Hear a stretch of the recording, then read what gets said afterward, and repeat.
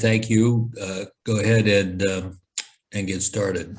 Yeah, absolutely. Thank you, Dr. Altman, and for the rest of the participants. I'm glad to be with you today to discuss the manufacture and standardization and use of allergen extracts.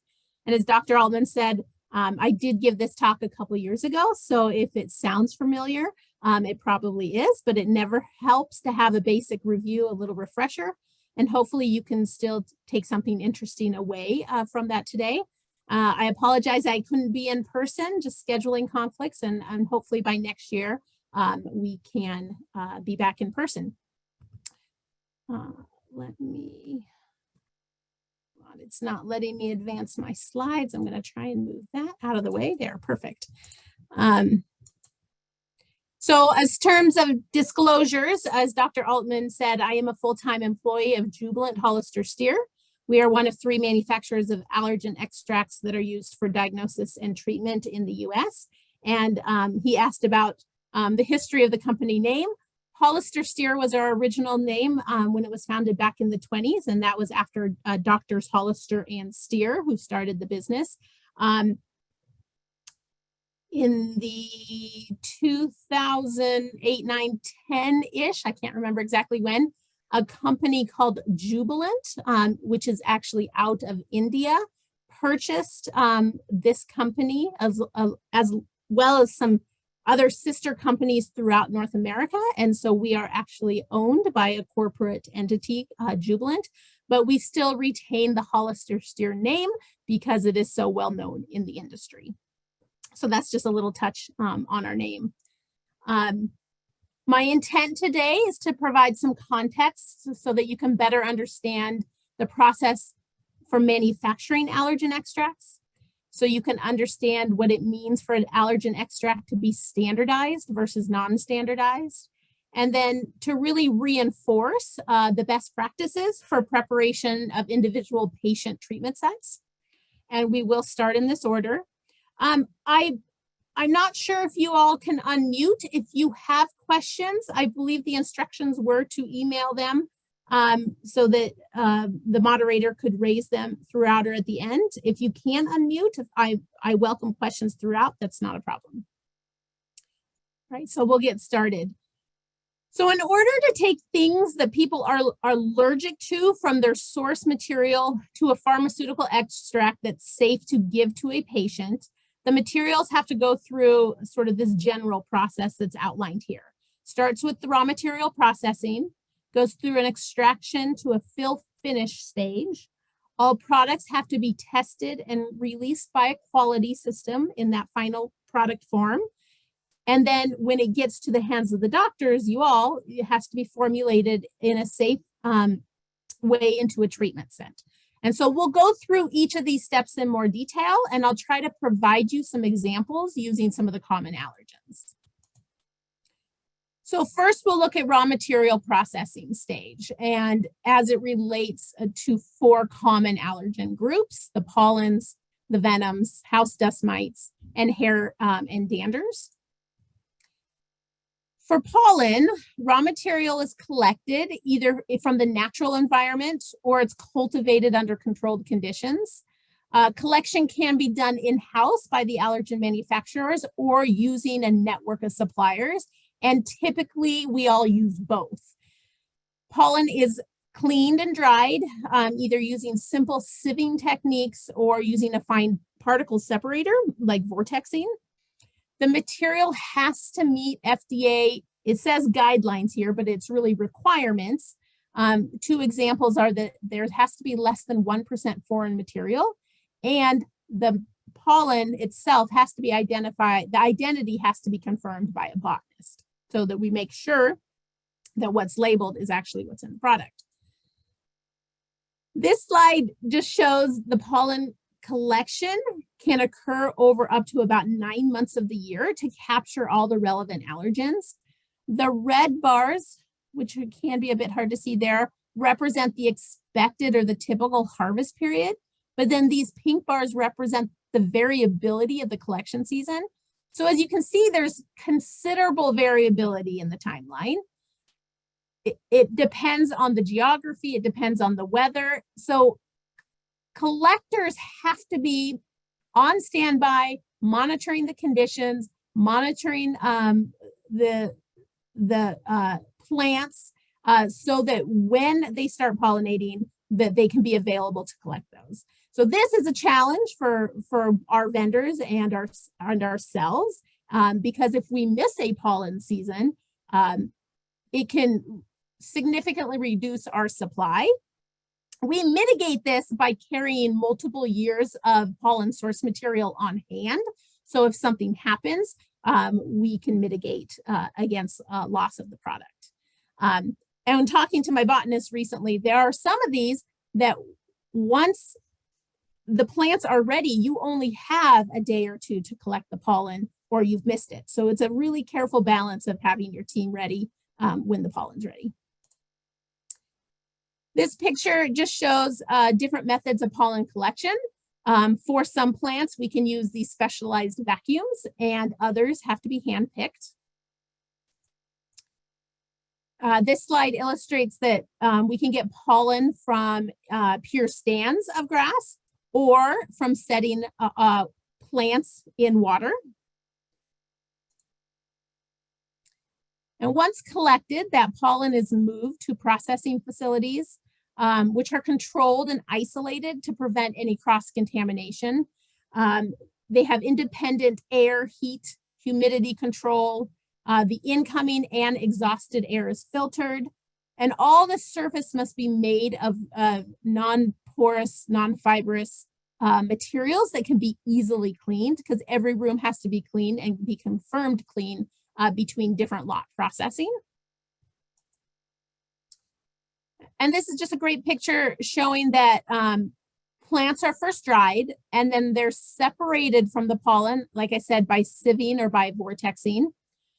And as you can see, the technician must also be very careful to wear the appropriate personal protective equipment so that they don't develop allergies to these pollens during their tenure working in this business.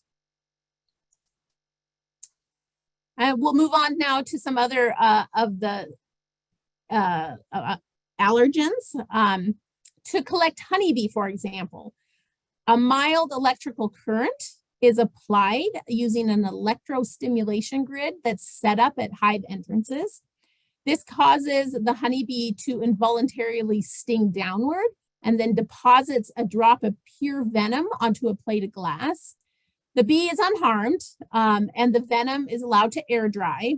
And these resulting crystals that you see here are scraped off, and that is what the allergen manufacturers purchase that then goes into their extract product. And this is different than the other Vespid venoms, which are processed in-house, and it's very labor intensive. Allergen manufacturers first rely on a network of nationwide collectors for the different Vespid venoms. Whole insects are shipped to us and received frozen. They go through a quality incoming inspection process to ensure that there's not more than 5% males and not more than 1% of extraneous materials.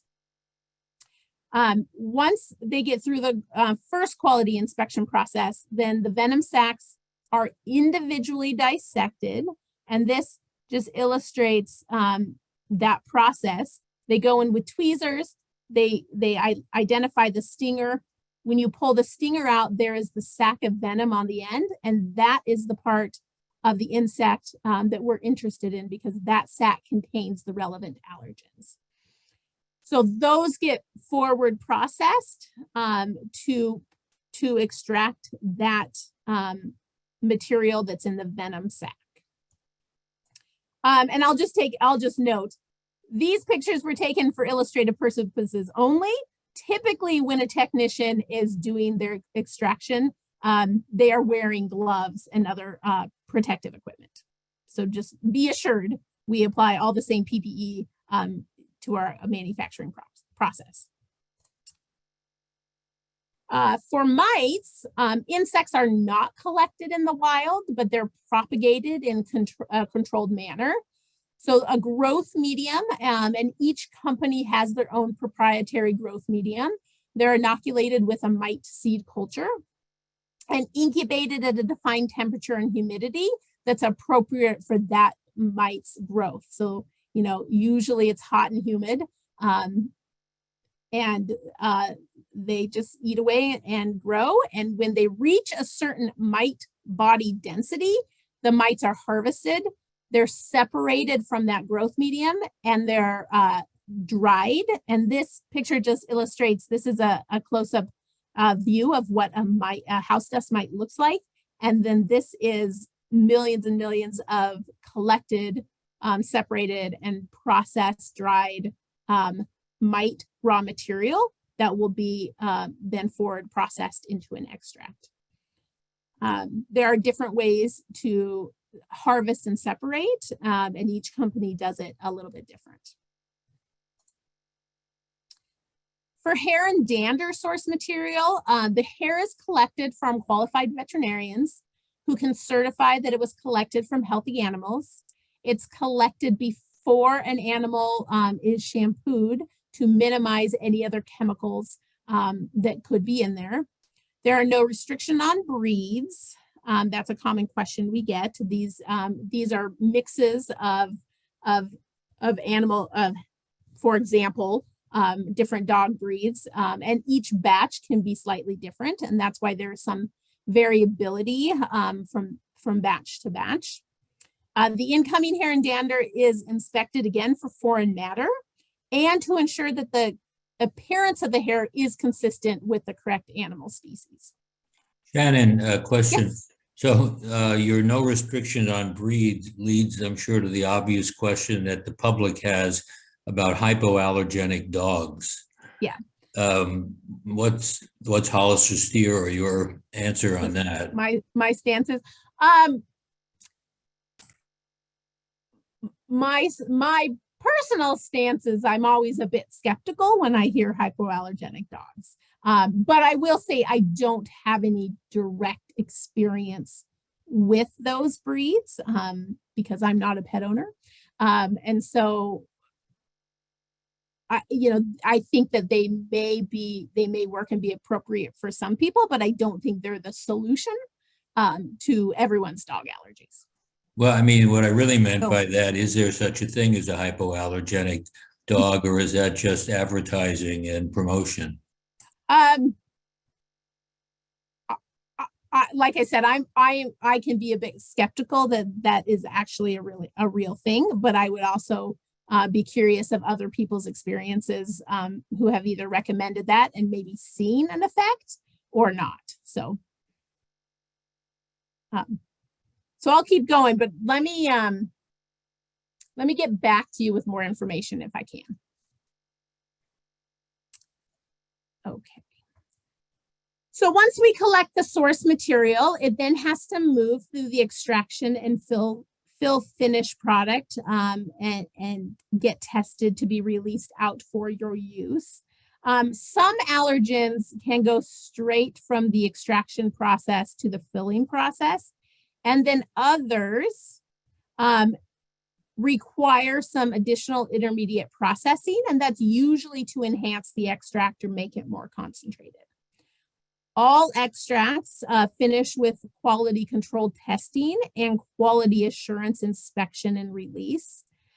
There are also quality and environmental checks all throughout this process to ensure that we are maintaining a clean manufacturing environment and that there are no product mix-ups, and that all the manufacturing records are being filled out correctly. Start to finish, it can take around 2 to 4 months, sometimes longer, to go through this entire process. The more complicated process obviously take longer, and for some of the products that have to be released by the FDA, that release time can take longer. And we all factor this in to our market supply and our inventory and stocks, so that we can, as much as we can, possibly can, have product available when you need it. The manufacturing phase starts with the extraction of raw material, and that's done in a suitable fluid under conditions that promote the release, the stability, and the bacterial protection of these allergens. So most rely on a passive elution of allergens into the extraction fluid.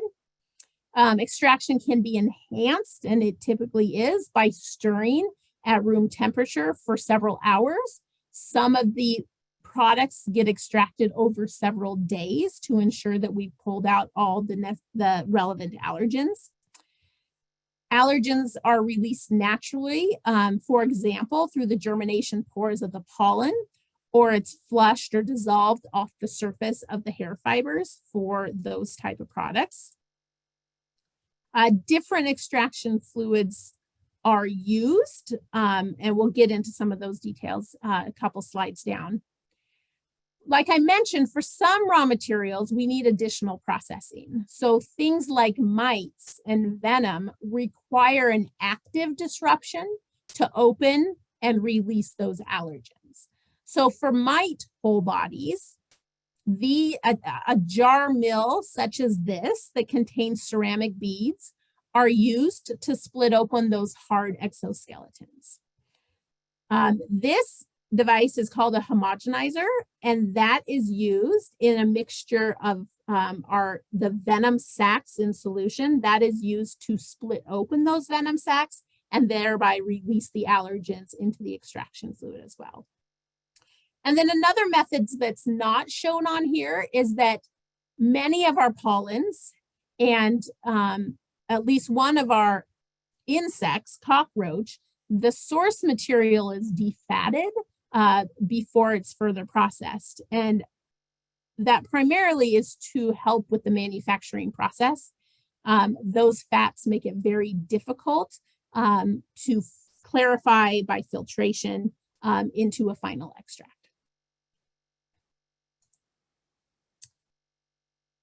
So throughout the manufacturing process, it's also very critical to maintain the stability of the extracted allergens and proteins.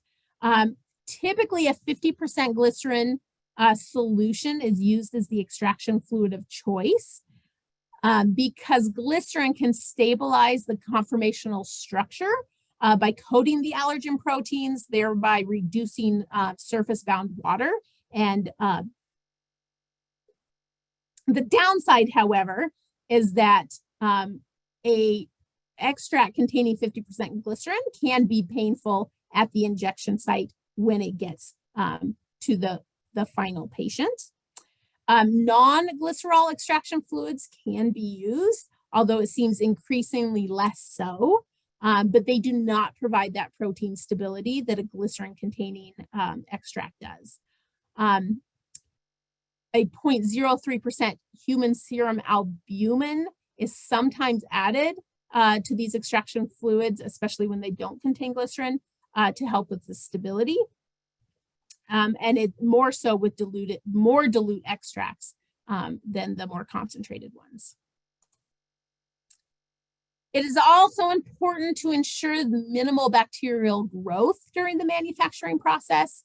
And this is important because although they all go through a final sterilizing grade filter at the end of the processing, we want to minimize the bacterial load on that sterilizing filter. So that's one of the advantages of using a 50% glycerin solution, is that it also has bacteriostatic activity. It prevents the growth of bacteria throughout that extraction and clarification process. It also eliminates the need to add other bactericides, such as phenol. The challenge is a high concentration of glycerin can make the downstream clarification process more difficult. And so we do have to account for that in our processing. Non-glycerin extraction fluids that don't have glycerin, sorry, that was redundant, need to have a 0.4% phenol added to provide suitable protection. And although this is safe, phenol has been shown to have a negative effect on proteins, especially in dilute form. And again, in these situations, it's often common to add that human serum albumin to partially protect against that degradation. After extraction, the next step is to remove the bulk of the insoluble material, for example, the hair, the pollen grains, the mite exoskeleton pieces. And this can be done either by centrifugation or depth filtration, depending on the consistency of the mix. And once the majority of those gross solids have been removed, it's common to further clarify that material using membranes of progressively smaller pore size down to a 0.2 micron filter. And at this stage, the majority of the particulates and bacteria, if present, have been removed, but it's still not considered sterile yet. And these pictures just show a couple different techniques for that clarification. This is just a very big, the first picture, I can't get my pointer there, is just a very basic Buchner funnel. You apply a vacuum and you can pull that material through. You put a membrane in that apparatus. The second picture is an example of a centrifuge that is often used. This picture is a picture of a depth filter with a section cut away so you can see what those filtration layers look like. And then this is a typical capsule filter that may use a polyether sulfone membrane or something similar. And so these are just many of the tools that we use to clarify an extract. So as I mentioned, some extracts have to be further processed into an intermediate rather than going straight to a vial. And these additional steps help provide opportunity to adjust concentrations or form an alternate presentation. One commonly used process in the pharmaceutical industry is called tangential flow filtration. You may also hear it referenced sometimes as a dialysis or an ultrafiltration.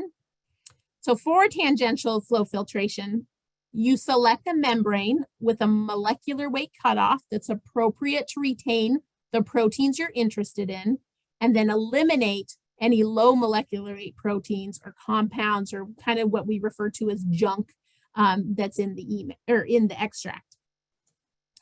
As this picture illustrates, the extract is moved over the surface of the membrane so that we don't minimize protein buildup, which would then block the filter. The components, which is illustrated by these blue dots that have a low molecular weight that's smaller than the cutoff, move through the membrane into the permeate, which is then goes to drain. And the proteins that we're interested in, which are represented by these red balls, are too large to move through the membrane. So they remain in the retentate feed, and that gets recirculated. And as it recirculates, those concentrate in that extract. So that extract can then be used straight into a final product, or it can be lyophilized into a dried intermediate and then be reconstituted in an extraction fluid. So that's just one common way that we can process the material. The other means of concentrating an allergen extract involves precipitation. Now, usually we want to avoid precipitation when it comes to allergenic extracts, but sometimes we manufacturers can use it to our advantage, especially when there's a need to concentrate it down for an extract that otherwise wouldn't reach a suitable therapeutic concentration. So the concept is really to alter the conditions to force those proteins and allergens out of solution. Those can be then collected and used as a concentrated intermediate. So this picture just really takes us back to our chemistry 101 and just illustrates what a solution is, what a suspension is, and then what a precipitation is when you have solids that settle out of solution. This picture is an example of one of our acetone precipitated intermediates where we used acetone to drive the precipitation. We collected that precipitate and dried it, and then you end up with this intermediate product. So a clarified extract is then ready for the fill finish process. So intermediate extracts are sterile filtered, typically using a 0.2 micron filter. In some cases, a 0.1 micron filter is used. The product is then can be filled into various final container presentations, either using a high-speed fill line for large batches or using a manual fill for some of the smaller batches. And then the final image is a venom product or a lyophilized product that is a solid presentation in its final form. All of this is— Shannon, there's a question in the chat box that had to do with potency or concentration. Why are cat and dog extracts less potent than others? And we have to use, when we make an allergenic immunotherapy mix, we have to use a larger volume to achieve enough protein to be efficacious. Yeah, that's a really good question. So, and they're a little bit different, right? Because cat products are standardized, and so their potencies are assigned based on reference materials provided by the FDA.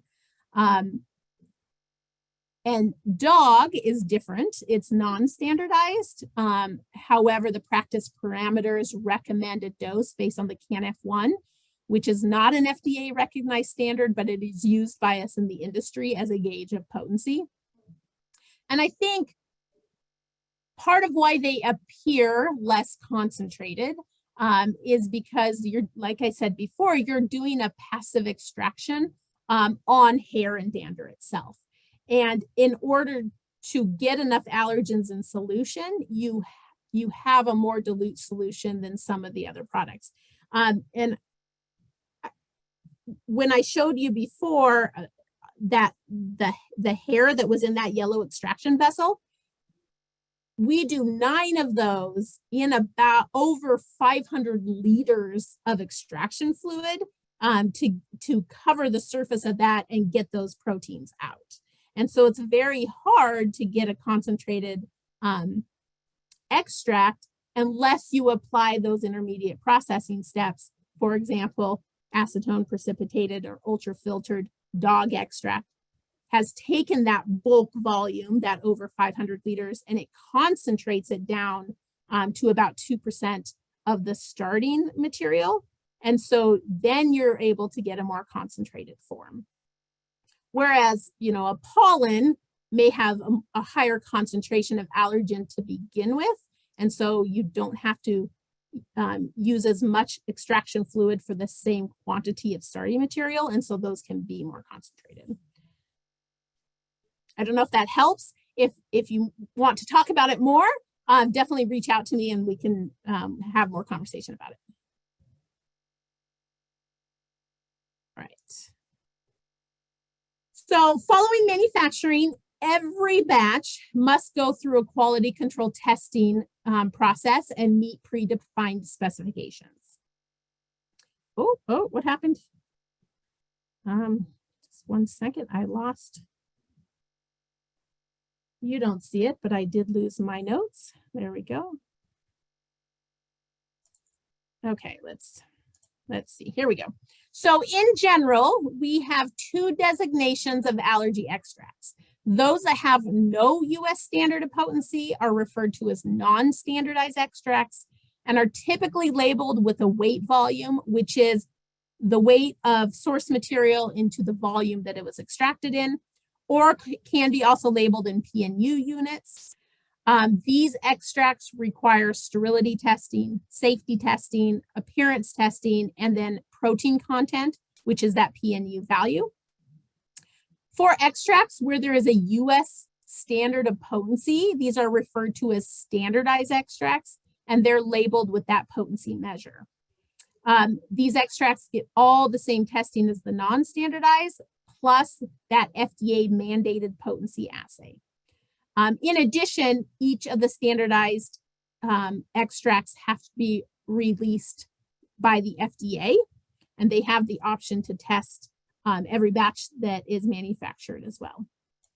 So we'll go through some of the details. There are 19 standardized products out of the hundreds of products that we as manufacturers offer. There are 9 grasses. There are 5 individual Hymenoptera venoms plus a mixed vested product. There are 2 species of mites, D. farinae and D. terranicinus, and there are cat hair and cat pelt products. It is the responsibility of the FDA to develop the methods for standardizing these extracts and to provide reference standards to the allergen manufacturers that we use then for both batch release and for our stability testing. So a lot of these methods were developed many decades ago, and there haven't been any new standardized products probably since the mid-90s. So there's always discussion about adding to the portfolio, but none have come to completion yet. There are 3 categories of FDA potency methods, and we'll just go through those in a little bit of detail. There is major allergen content assays, and these are for the extracts that are characterized by the presence of a single major allergen. And these are currently radial immunodiffusion, or what we abbreviate RID methods. And examples include FeLD1 for cat and AMBE1 for short ragweed. And these are not to be confused with the major allergen assays that return a result in micrograms per milliliter. Those are not standardized. It's these radial immunodiffusion assays that provide the label claim for those products. There is an there's an enzyme assay. It's a very similar format to the major allergen RID assays. Those are for extracts with allergens that are characterized as enzymes. For example, we measure phospholipase A and hyaluronidase in our venom products. And then the third category that is used for the majority of the standardized products is the ELISA, or enzyme-linked immunosorbent assay. It's a relative potency assay. And this is for extracts that are characterized by a complex mixture of major allergens. These are typically inhibition, or sometimes you'll hear competition ELISA formats. And we use those for the standardized grasses and the standardized mites. This is just a depiction of what the format of those RID or RDA, those major allergen or enzyme assay systems look like. A gel is prepared containing either an antibody in the case of the cat or the ragweed assay, or an enzyme substrate in the case of the venoms. Diluted antigen or standards are added to those wells that are punched in the gel, and then the antigen diffuses into the surrounding gel and creates either a precipitant ring or a substrate clearance ring. And the area of those rings are proportional to the concentration of the antigen or the enzyme. So the concentration of the sample is read off of a standard curve. And again, those standards are provided by the FDA. Move on to the next one. So as I mentioned before, allergen extracts are often more complex and contain a number of clinically relevant allergens. And although this is not necessarily part of product release, we often do a technique called Western blotting to look at the allergens within an extract. And this just illustrates that when an extract is tested against patient serum that contains specific IgE, there is potentially many allergens that may contribute to its allergenicity. So in cases like this, measuring a single allergen may not be adequate to determine a potency. And that's when we use the ELISA relative potency method. Now, originally, the standardized potency values were established by a skin test titration study to ensure that the potency values were based on clinical reactivity. This method was called the ideal 50 method. And the procedure included enrolling 15 to 20 highly sensitive subjects as determined by a puncture test with a concentrated material. Intradermal injections were given using a sequence of 3-fold serial diluted extracts using intradermal endpoint titration, or the IET method. They then calculated the dilution of extract that was required to produce a erythema diameter of 50 millimeters, and then somewhat arbitrarily assigned bioequivalent allergy units, or BAUs per mil, based on the calculated dilution. And then I think the next slide is just a graphical representation of that, but in the interest of time, I'm going to keep moving forward. So from those D50 values, FDA assigned potency in terms of BAU per mil, or then later AU per mil. For example, for a mean D50 value between 10.9 and 12.9, that was assigned a concentration or potency of 10,000 BAUs per milliliter. I do want to note that this ideal 50 method was used when the references were first established, but it is not used every time we get a new batch of reference standard. That would be unnecessary and time consuming. Instead, FDA purchases a released extract batch from one of the major manufacturers. Then FDA and the major manufacturers, the labs, evaluate that new reference standard against the existing lot to make sure that it's consistent. If those results are acceptable, that new reference gets approved for use for the industry, and it gets sent out to replace the existing batch. So how does this Shannon, translate? I had 2 questions forwarded to me from Steve Tillis. The first one goes back to the issue about cat and dog as to why it's so hard to concentrate cat and dog allergens. I don't know if there's anything more to say than you said before.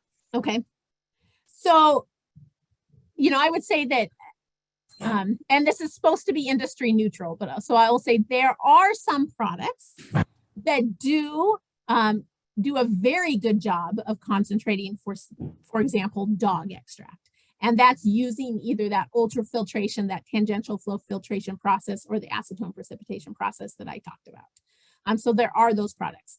The cat is different because it is standardized. And so the truth is, we can't make a more potent extract and release it to the market, because right now the only thing approved for the market is that 10,000 BAU per milliliter product. So we can't, I'm on the R&D side, so we have done work to apply some of those concentration methods to other products to see if that would be helpful for the industry. And so again, I'm happy to get on a call with you and we can talk through it one-on-one, because I may not be answering your question exactly, but happy to do that if you want to. The second question is, how much variability is there amongst allergens when you're trying to get them into solution? So when you say something's, I presume, standardized, how much variability does there remain? Yeah, that's a great question, and maybe the best way to answer that is I'll point to this slide, because for biological source materials, there is variability in the nominal values that we see, right? And so we try to design processes that help control for that variability, but it's the nature of the material, the source material, to be variable. And so there are, compared to a traditional pharmaceutical chemical that may have a 2% variance around the target potency, our targets or our acceptable ranges vary, have a wider tolerance. And so, for example, like these relative potency assays, the FDA has said, so if you test your sample 6 times, that's what that N of 6 means. If you test it 6 times and the ELISA relative potency value falls between 0.776 and 1.288, that can be labeled as 10,000 BAU per milliliter. So a perfect match would be 1. That's your 1 for 1 with your reference. But we acknowledge that there's variability There's variability in the product, there's variability in the test system. And so we've said that it can have, that, what is it, 25, it's approximately 25% either way. You can still label it as a 10,000 BAU per milliliter. Now, how does that translate into your clinic? My predecessor, Derek Constable, for those who knew him, always said that you need to see about a 3-fold change in concentration before you'd probably see it on a skin prick test.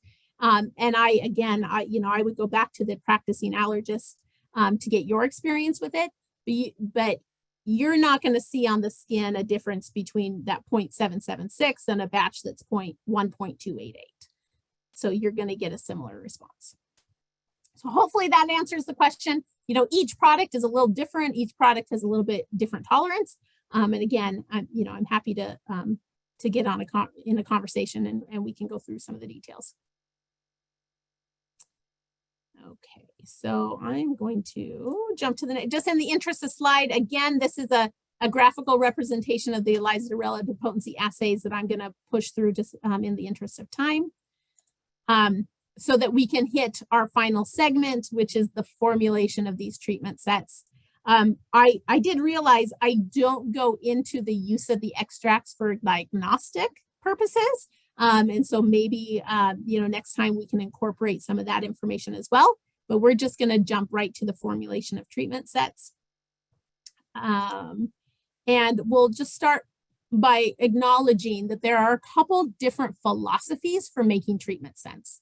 The Academy, I'll call it the Academy College method, which really points back to the 2011 practice parameters, utilizes standardized potency or label claims as the target for formulating your treatment set. There's an alternative method that is based on major allergen content. And again, we'll get into some of those details. Now, of course, the method of choice is really at the physician's discretion. And it is often based on your previous training, your previous experience in the field, hopefully any of the scientific evidence that is published for our field. And it also takes into consideration the patient risk and safety. So if you have a more sensitive patient, you might take that into consideration versus a less sensitive. So as I reference, the practice parameters have recommendations for probable effective dose, or what we refer to as the PED. Where possible, the practice parameters also document the supporting studies that led to those probable effective dose ranges. The probable effective doses are primarily listed by the label claim, so either in allergy units or biological.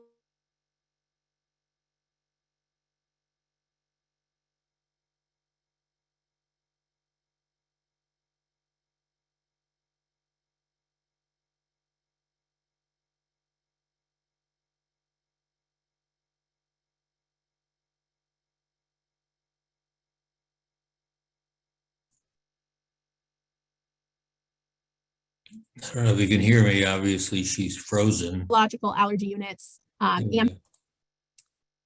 So there are, of course, pros and cons of each philosophy. So the Academy College or practice parameter method, the probable effective doses are based on standardized extracts. So they're more consistent references and methods, and therefore the results are more comparable between batches and between companies.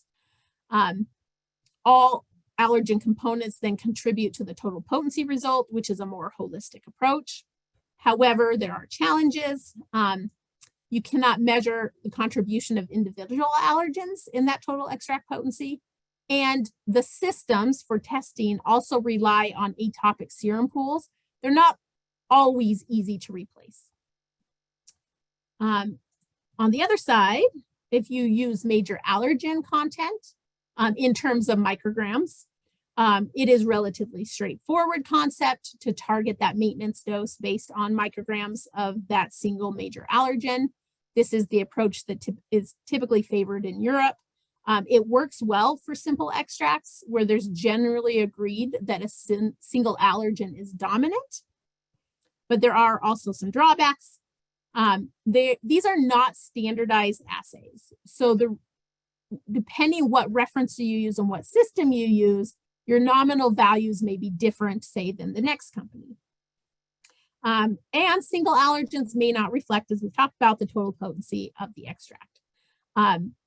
Major allergen values may not always be readily available for every lot of product as well. So you can use sort of that company's average if they can't provide individual batch-to-batch allergen information. So once you decide your approach, then we need to get to the formulation. So just a quick reminder, the objective of a formulation is to create a customized allergen mix such that the probable effective dose of each component is present in that targeted maintenance dose volume. And there are 4 pieces of information that you need to calculate the formulation. You need the probable effective dose for each allergen that you're going to include in the mix. And again, we talked about that. That's either in terms of AUs, BAUs, weight volume, PNU, or the microgram of the major allergen. You need to know what maintenance dose you intend to give. It's typically between 0.3 and 0.5 milliliters.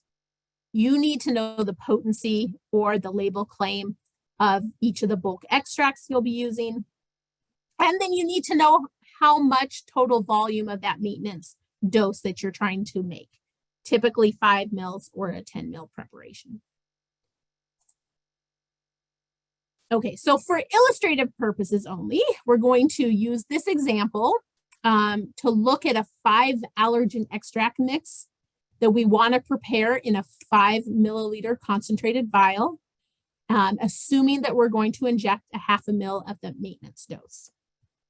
So treatment should be based on the allergens relevant to that individual patient, which, as you know, is based on a complete medical history and any supporting diagnostic tests.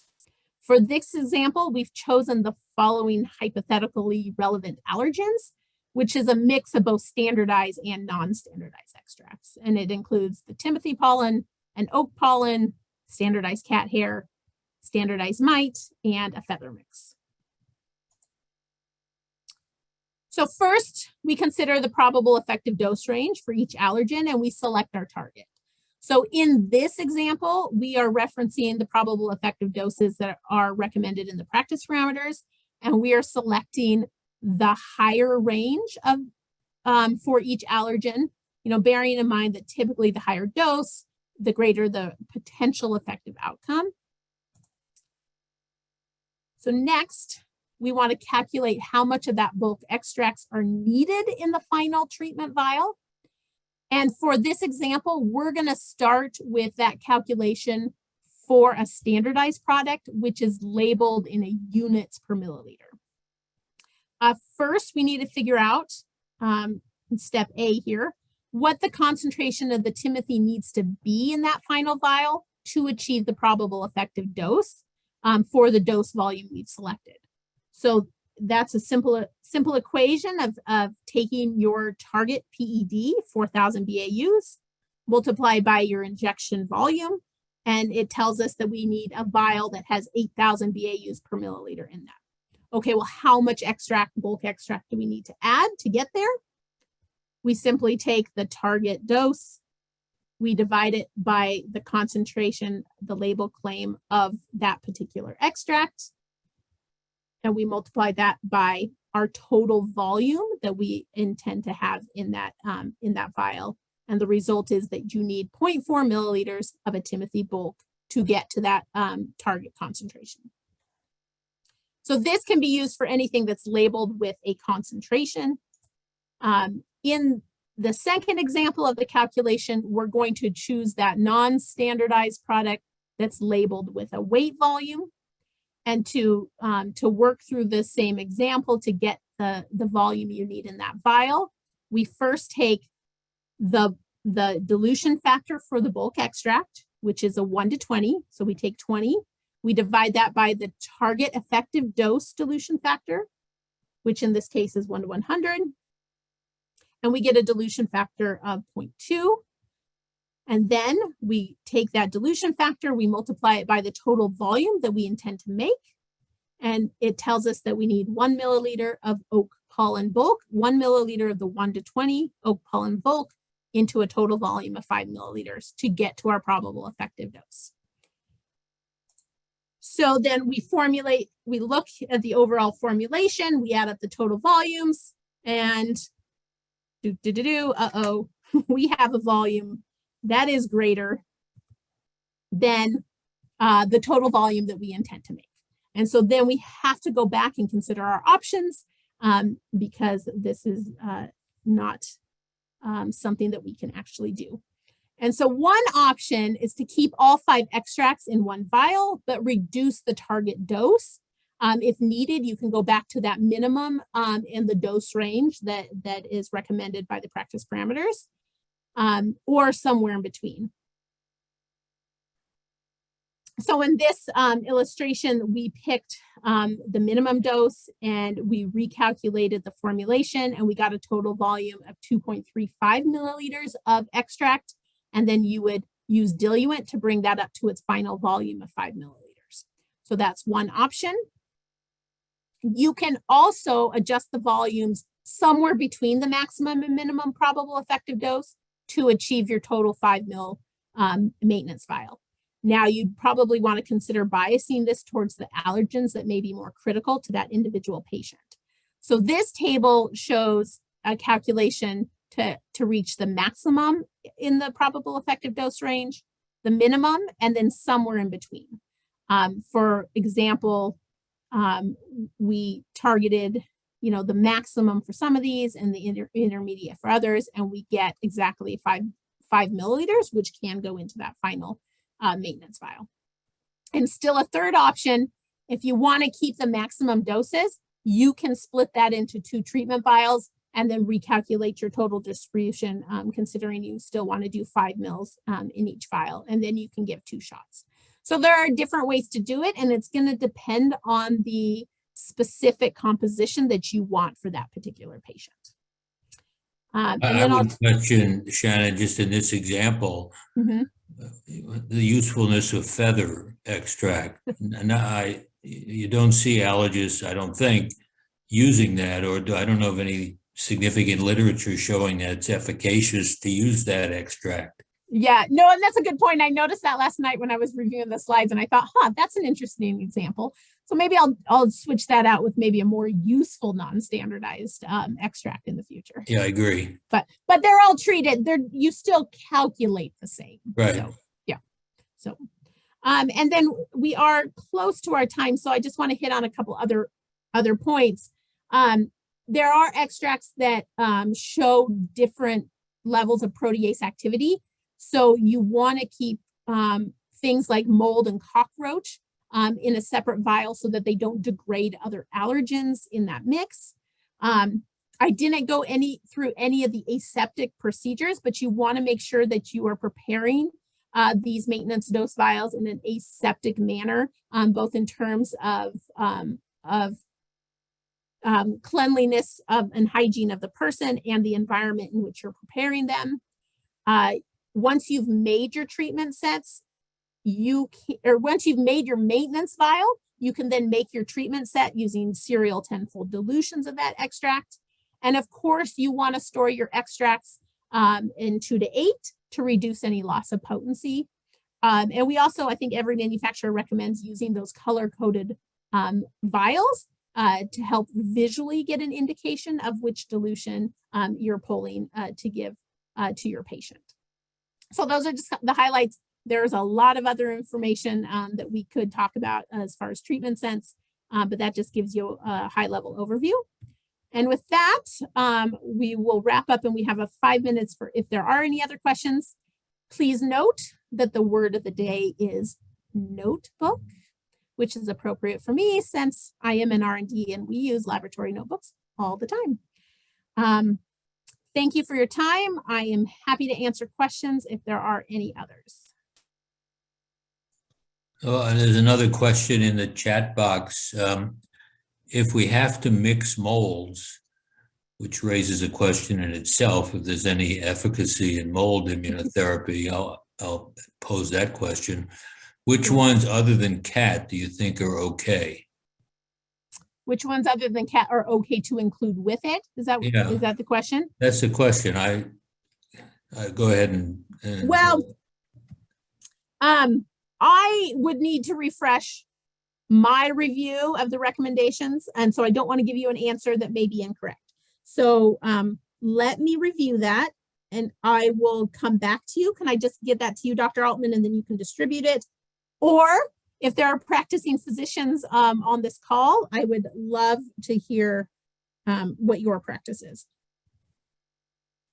Well, I would just comment that in my practice for many years, I basically never put people on mold immunotherapy because, number one, people in the Pacific Northwest, at least west of the mountains, are rarely mold allergic. And secondly, there's almost no good literature that mold immunotherapy works. And it makes your formulation much easier if you don't bother with it. Yeah. Yeah, mold is tricky. I mean, FDA has recognized many years ago that most of the molds, not all, but most, there, like you said, there isn't literature to support its efficacy. And there are very few patients that are truly allergic, IgE mediated allergy to molds. But there are still people that use it and swear by it. Now, probably things like aspergillus or alternaria, there may be more evidence for those compared to some of the other molds, but as a physician, it's at your discretion what you think is most appropriate for your patient. But I will let me review and get back to you with those details as well. Another question, how long are extracts stable at room temperature? For example, if you're shipping them to wherever. Yeah. So I only know what we have done. We have done shipping studies to show that in the time period it typically takes to ship an extract, that those are still going to maintain their stability. And that's why we don't ship them. We don't ship most of them with a cold pack. So there is some flexibility. I know that, as a practicing allergist or a practicing nurse, those are going to be in and out of the refrigerator while you're doing testing. And so there's some tolerance for the extracts. I will have to pull the references and look specifically because every product's a little bit different, but I can pull the literature and get some information together on what is typical. I guess an extension of that question would be how much degradation is there over the course of a year? How did we get to the point that we renew these once a year? Yeah, so it depends which category we're talking about. So for standardized products, we actively and ongoing do stability studies. And so we have data to support the expiration dates for those products, which is, in a bulk form is 3 years. I believe that's typical for all standardized. Correct me if I'm wrong, my colleagues. For non-standardized extracts, because there is no measure of potency, we don't have a way to do stability testing. And so, the expiration dates of those products are really historically based from when the products were first brought to market. And so again, I can look, now since then we have more information about them, so I can look at individual products and give an idea for some of the individual products where those dates came from. But certainly for the standardized ones, they absolutely maintain their stability beyond a year. Now, when you start diluting them, that's when we get into questions of what's the stability of the diluted extracts. And there is some information out there, but I don't have that right in front of me, so I don't want to comment on the details. Well, Shannon, thank you very much. It's 8 o'clock. People unfortunately need to, or fortunately need to move on to whatever else they do the rest of the day. I thank you very much for this presentation. That formulation as to how one writes a vaccine order is just invaluable, I think, for the fellows, particularly learning the specialty of allergy. Thanks Yeah. again. Absolutely. And when you fill out your comments, if there's other questions that you have that you want me to incorporate into a presentation, please offer suggestion because we'd love to get to what you guys need to know. All right, so long. Perfect. Thank you very